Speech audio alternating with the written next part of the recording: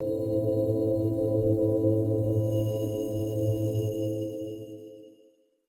you ever really stopped to think about what happens when you see something? A flash of red, a familiar face? It feels instantaneous, doesn't it? Just one single smooth event. But what if I told you that in that tiny split second, your mind is actually running a super high-speed, multi-stage assembly line? Well, today, we're going to put that exact moment of perception right under the microscope.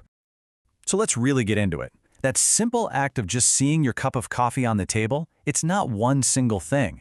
Turns out it's this lightning-fast sequence of events, a whole cognitive process with a beginning, a middle, and an end. And the whole thing happens way faster than you can even blink. So here's our game plan. First, we'll look at the mind's basic unit of time. It's physics, if you will. Then, we'll talk about how information even gets in. After that, we'll dive deep into the 17-moment process of perception.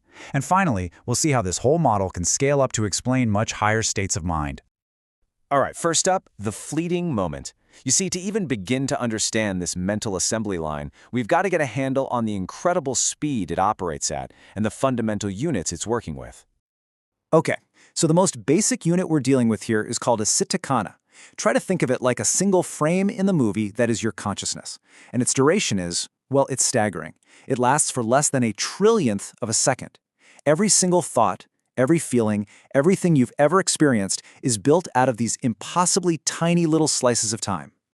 Now this is where it gets really fascinating. This model proposes that there's a fixed relationship between the speed of mind and the duration of matter. A single unit of physical reality, say a particle of light hitting your eye, is said to last for exactly 17 of these conscious moments. And that number, 17, is our magic number today. It's the absolute maximum processing time the mind gets for any piece of sensory data before that data literally just winks out of existence. And get this, even within that trillionth of a second, each conscious moment has its own little life cycle. It pops into existence, it hangs around for an instant, and then it dissolves, making way for the very next one. It's just this constant, rapid-fire pulse of consciousness. So we've got these rapid-fire mind moments happening. But how does the outside world actually get in so that it can be processed? Well, that happens through what this model calls the doors to perception. The system talks about 6 different channels. The first 5 are pretty much exactly what you'd guess, your senses. But that 6th one, the mind door, that's interesting. This is your baseline, your passive stream of consciousness, the bhavanga. And it acts as a gateway for things like memories, ideas, and concepts that don't come directly from the outside world. Now, a really crucial point here is what actually triggers these doors to open. It's not about how big an object is physically, but all about its force of impact on your senses. Just think about it, right? A tiny, unexpected flash of light can totally startle you and grab your full attention. That's a very great impact. But the huge, unchanging building you walk past every single day, it might barely even register. That's a very slight impact. And this intensity is what decides if the mind's assembly line is even going to bother turning on. And that brings us to the main event, the 17-moment process. Let's really break down what happens when an object with a very great impact hits one of our sense doors, like our eyes.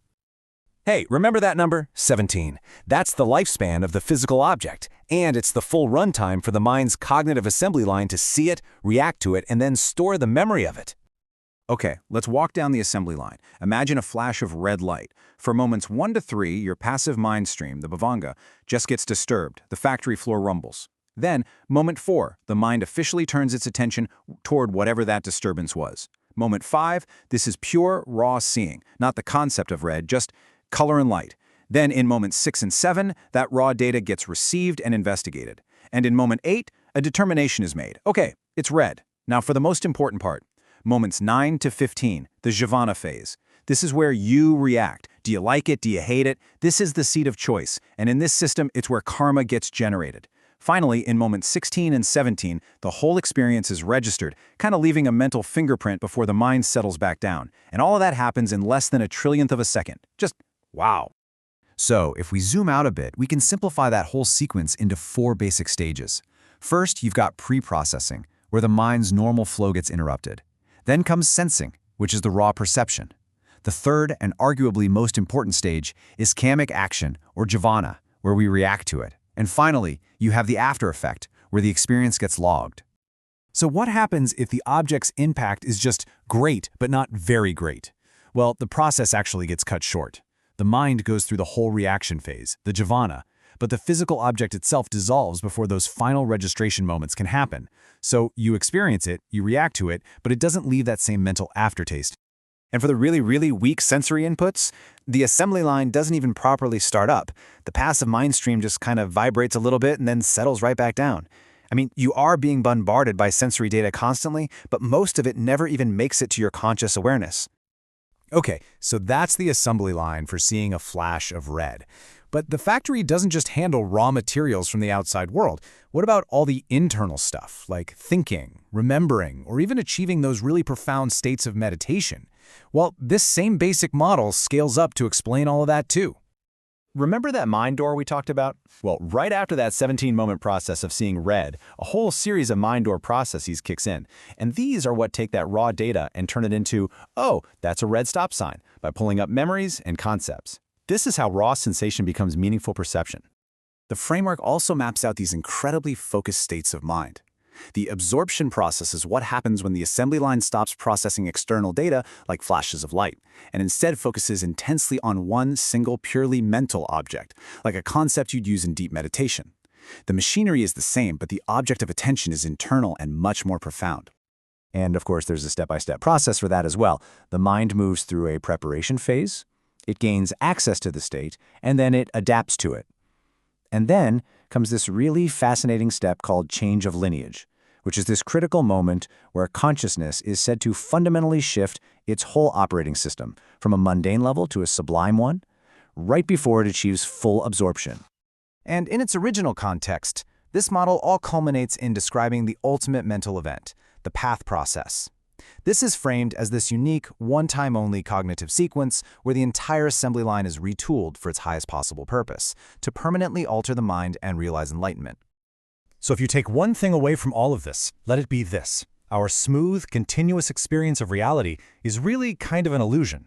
It's actually a super high-frequency flicker book of these tiny, distinct mental moments, each with a very specific job, all running on a biological assembly line. So why does any of this ancient, super detailed model matter to us right now? Well, because it shows that the reality we experience isn't just something we receive, it's something that is actively constructed moment by moment.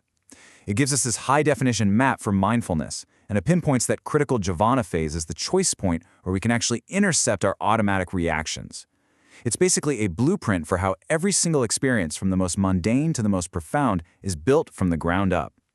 And that really leaves us with a final thought to chew on. If every single sight, every sound, and every feeling has to go through this entire assembly line of being received, investigated, determined, and then reacted to, are you ever truly reacting to the world out there? Or are you always, in every single moment, just reacting to the finished product of your own mind's incredible high-speed work?